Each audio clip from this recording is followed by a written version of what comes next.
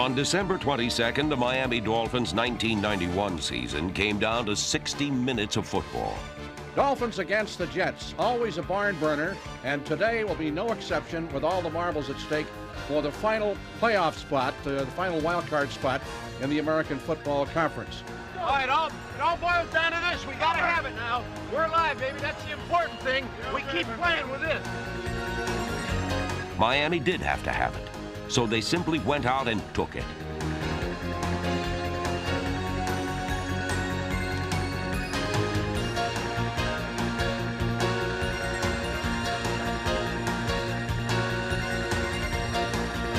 First, they took the body by sacking Ken O'Brien 4 times. Then, they took the ball. Here's the pass. It is intercepted. Off a tip at the 49-yard line of the Jets. The interception gave Miami a chance to tie the score at 7, and nobody turns opportunity into success better than Dan Marino. Here's the snap. Marino back to throw. He's looking. Clock is moving. 3 seconds. Throws for a touchdown. With under a minute to play, however, the Dolphins trailed 17-13. This gets us down. If they don't score, we win. If they don't score, we win. Hey, Dan, you getting stiff? Huh? The pressure was decidedly on. With the playoffs seemingly only a yard away, Dolphins fans knew it wasn't a question of if, but how Marino would find the end zone. We have 4th down coming up at the 1-yard line. There's Marino, throws in the end zone. Caught for a touchdown.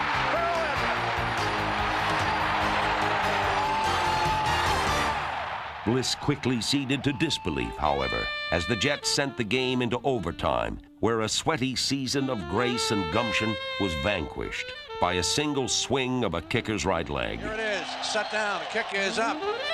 It is good, and the Jets win the ball game. Going to the playoffs. To simply look at the season as one in which the playoffs were missed would be missing the point. Because a season cannot be measured solely by the final standings, let your mind soar to the possibilities of other measures of achievement. Like passes defying gravity, a receiver defying the odds, the palpable pop of a hit so hard it changes the taste in your mouth, or a play so big it changes the momentum of the game. For the Dolphins, the 1991 season was a test of character, a year where unforeseen injuries, Herculean effort, and down-to-the-wire decisions combined to make it a season of blood, sweat, and tears.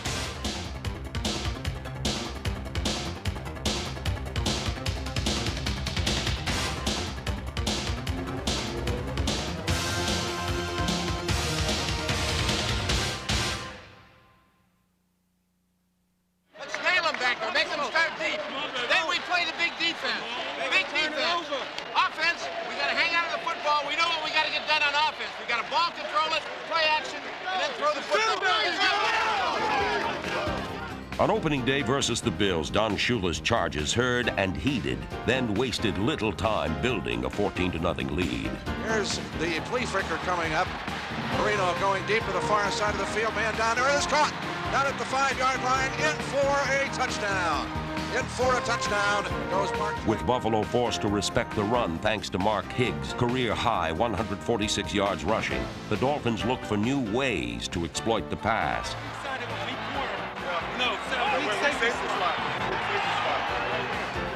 Marino's read was letter perfect, but the numbers looked even better as Mark Clayton's second touchdown of the game gave Miami a 24-21 lead in the 4th quarter. It was a lead, however, the Dolphins would prove unable to hold. On this opening day extravaganza of offense, the Dolphins accumulated nearly 400 yards of offense. The defending AFC champion Bills simply outlasted Miami, defeating the Dolphins 35-31. If the season's direction seemed unclear, the Dolphins quickly found their focus and their way in the home opener against Indianapolis. The trail to victory led straight to the Colts' backfield. where the Dolphins corralled a would-be Pony Express, holding the Colts to a paltry 150 yards and 2 harmless field goals. And while the defense broke the Colts' spirit, Miami's offense discovered some thoroughbreds of their own. While rookie Aaron Craver's first career touchdown gave the Dolphins a lead they would never relinquish, Mark Higgs became the first Dolphin runner since 1982 to run for more than 100 yards in consecutive games. But the emergence of Higgs as a capable runner was more than a pleasant surprise. It was a necessity. We opened the season with everything resting on Mark Higgs, and he came through for us. I mean, he delivered. So this, as a coach, this is what you're happy to be around, when a guy that works hard gets an opportunity and then delivers. I've been setting them up. I ain't threw no moves on the safety yet. But Higgs did make the moves, and he more than made the grade. A Plan B acquisition, Higgs got high marks as the Dolphins' leading 1991 rusher. Moreover, his 905 yards were the most for a Dolphin runner since 1978.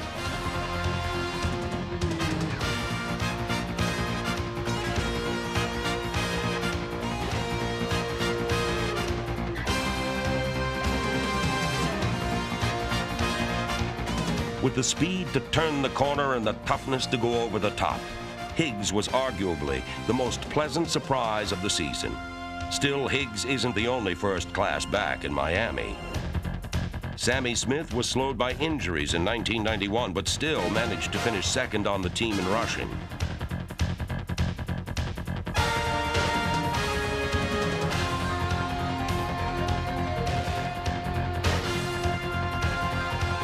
And while Smith is hoping to regain the form which made him the Dolphins' leading rusher in each of his first 2 seasons, Tony Page never missed a beat, finishing 3rd on the Dolphins in receptions with 57, 5th best among NFL running backs.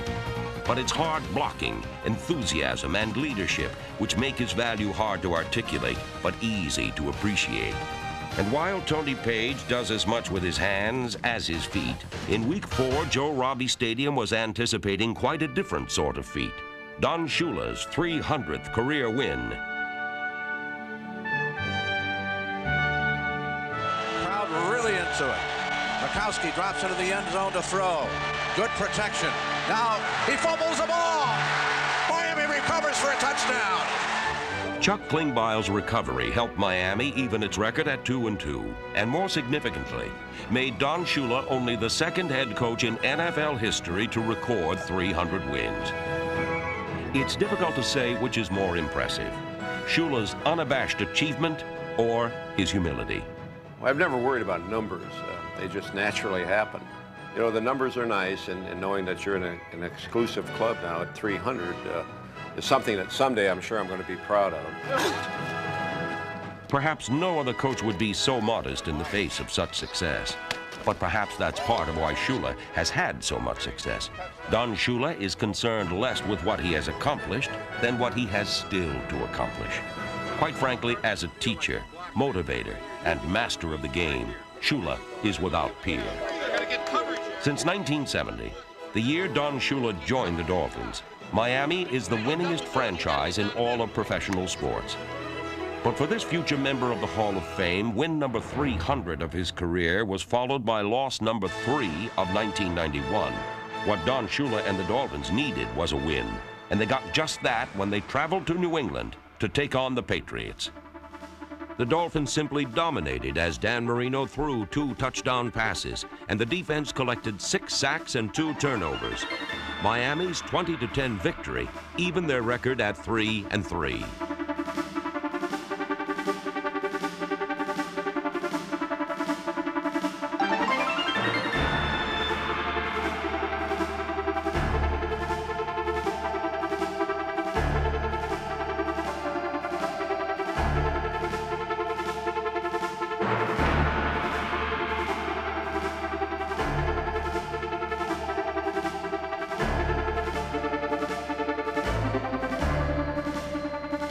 It seemed that the Dolphins were finally finding their way through the thicket by seizing the football and whatever opportunity presented itself. The team had been transformed from a unit which not only believed it could, but knew it could and would.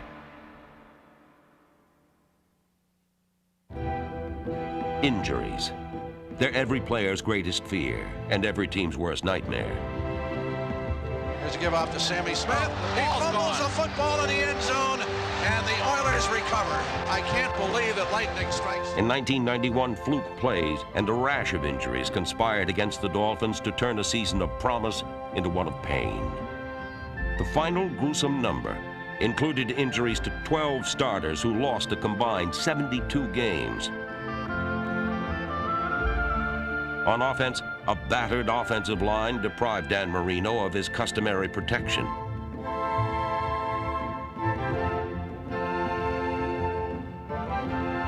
While defensively, five-time All-Pro linebacker John Offerdahl missed the final 10 games of the season. As player after player left the field hobbled, seemingly so too were Miami's chances at salvaging the season. But instead of wallowing in self-pity, the Dolphins fought back, winning 5 of the next 6 games to start the season's second half and get right back in the playoff picture, beginning with a season sweep of the Colts. A week later, back home in Joe Robbie Stadium, the Dolphins tried to consign the Patriots to a similar fate.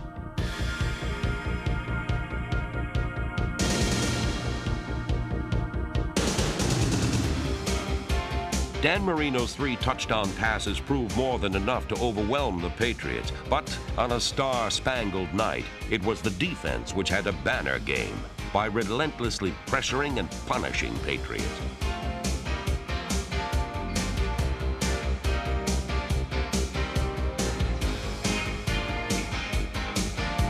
By night's end, the Dolphins had made the Patriots black and blue, while finding themselves in the pink at 5-5. It said defense wins championships.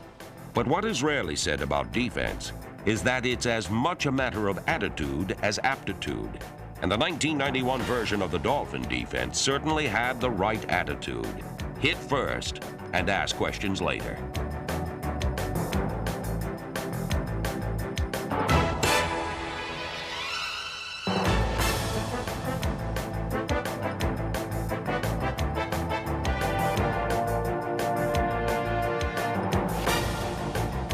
Of course, youth will be served, and first-year rookie linebacker Brian Cox served up the hits, stifled the run, and sacked quarterbacks with equal relish.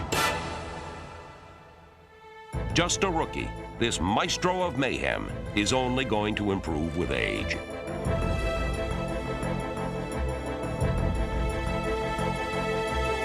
Number 92, left outside linebacker David Griggs was the perfect bookend to Cox. And you don't have to read between the lines to know what Griggs' passion is: sacking the quarterback with the speed to pursue and the personality to pounce. Trouble is his business, and nobody closes a deal like Mr. Griggs.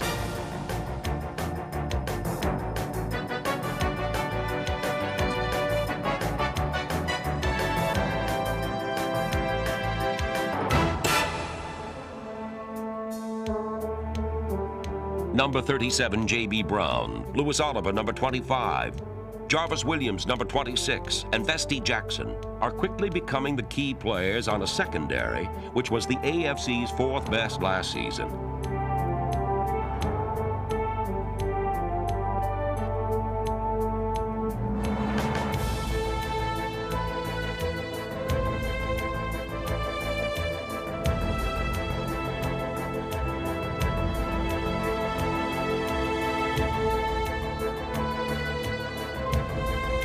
Number 28, Michael Magruder, saw action in all 16 games and could be counted on to make the play, while number 45, Bobby Harden, used timing and tenacity to clog the passing lanes.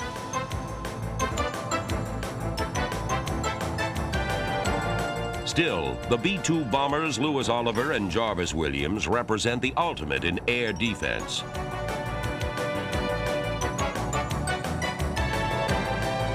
Surely the Dolphins own the air lanes in 1991, but not every football is launched by hand. Fortunately, the Dolphins are blessed with 2 right feet. specifically punter Reggie Roby and kicker Pete Stoyanovich, who led the AFC in scoring.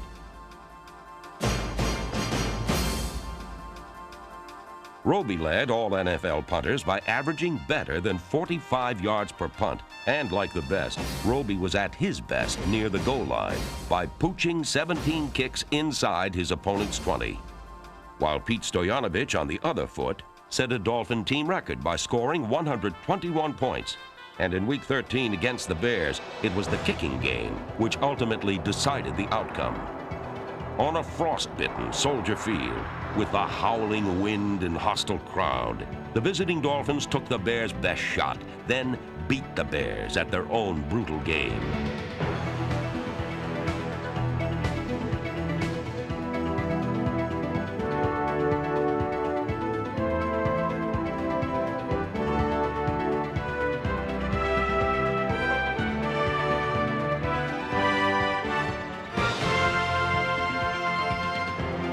The Dolphins, however, trailed with just over 2 minutes to play when sublime opportunity resulted from a ridiculous snap. Awaits the snap. Here it is. High, over his head.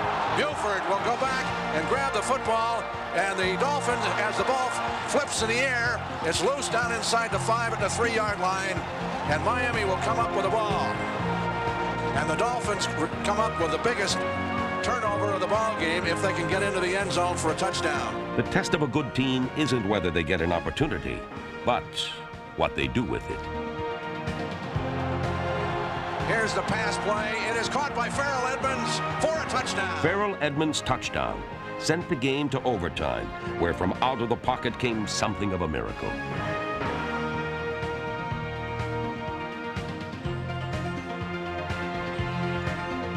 Clayton was ruled down at the 5, but it was the Bears who were down and out in the cold when Pete Stoyanovich drilled a 27-yard field goal to give the Dolphins a dramatic 16-13 overtime win. The next week, Chicago's snow was traded for South Florida sun as the Dolphins hosted the Buccaneers. And thanks to a rare triple-triple, the Buccaneers were no threat.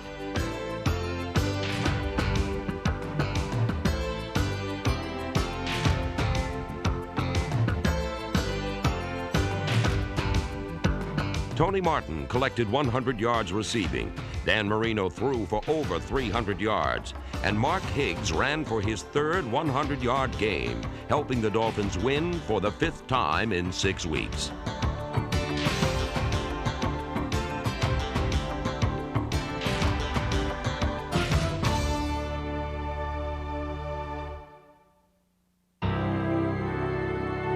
They're the NFL's unknown warriors. The offensive line, and in Richmond Webb, Harry Galbraith, Keith Sims, Jeff Uhlenhake, Mark Dennis, Burt Widener, and Jeff Dellenbach. The Dolphins have some of the very best.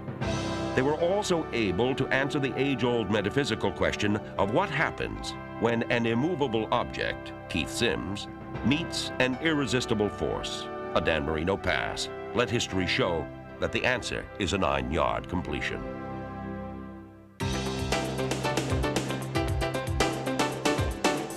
For all their considerable talents, however, the offensive line isn't Dan Marino's first option, chiefly because he doesn't have one, but two. And when the choice is between the Marx brothers, the passing game is a serious business. And while number 83 Mark Clayton and Mark Duper, number 85, make the passing game poetic, neither is ready to go gently into that good night.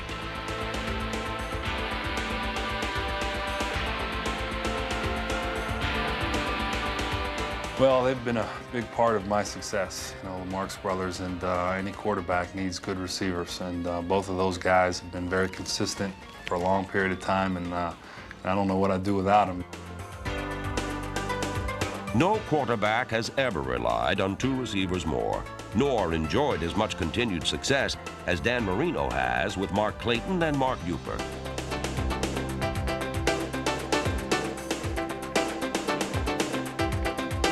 1991 marked the third time that Duper and Clayton simultaneously enjoyed 1,000-yard seasons. That unmatched trifecta allowed each to surpass Nat Moore's club record for receiving yardage.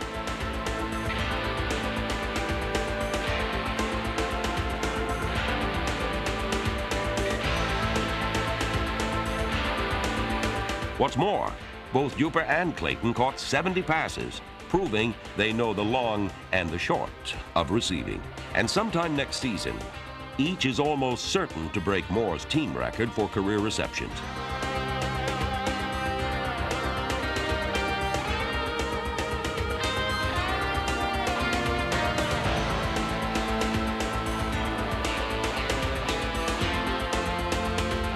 Of course, football isn't about records. It's about scoring touchdowns. And by happy coincidence, that might be what this dynamic duo does best. In fact, the Dan Marino to Mark Clayton combination is the most prolific scoring pair in history, having found the end zone 76 times, including an AFC best 11 times in 1991. I'm glad you sat up here enjoying this. In the Dolphins' penultimate home game against Cincinnati, the Bengals found out firsthand what the best arm in the NFL can do. Dan Marino threw 3 touchdown passes, including his 20th of the season for an NFL record 9th time as the Dolphins cruise to their 8th win of the year. Modern science tells us that triskaidekaphobia, the fear of the number 13, is an irrational fear. But then science doesn't have to try and stop Dan Marino, the NFL's best quarterback with the most impressive numerology. In 1991, Dan Marino threw for over 3,900 yards, making him the only quarterback in history to have enjoyed 8 seasons of 3,000 or more yards passing.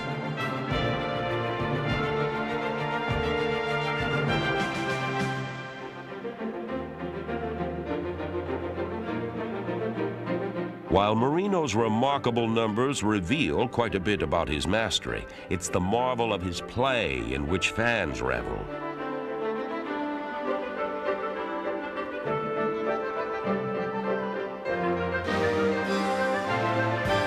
His 25 touchdown passes last season ranked 2nd in the AFC and raised his career total to 266, the 3rd highest in NFL history. And with the quickest release the game has ever seen, number 13's days of great statistics are hardly numbered. Still, even Dan Marino knows that when the numbers aren't there, you've got to take it down and try another way.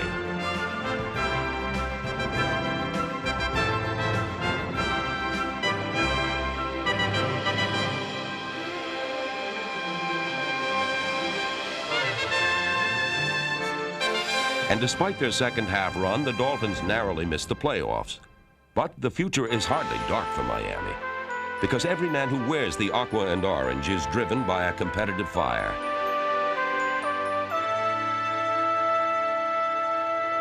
From legends like Nick Bonaconte, the newest member of the Dolphins honor roll, to hungry hitters like Jeff Cross, the Dolphins have always been dedicated to full-tilt football.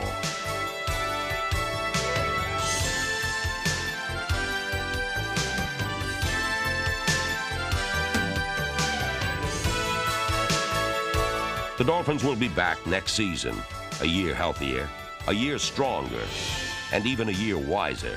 Because 1991 was a year of unforeseen injuries, unsurpassed effort, and unrealized dreams.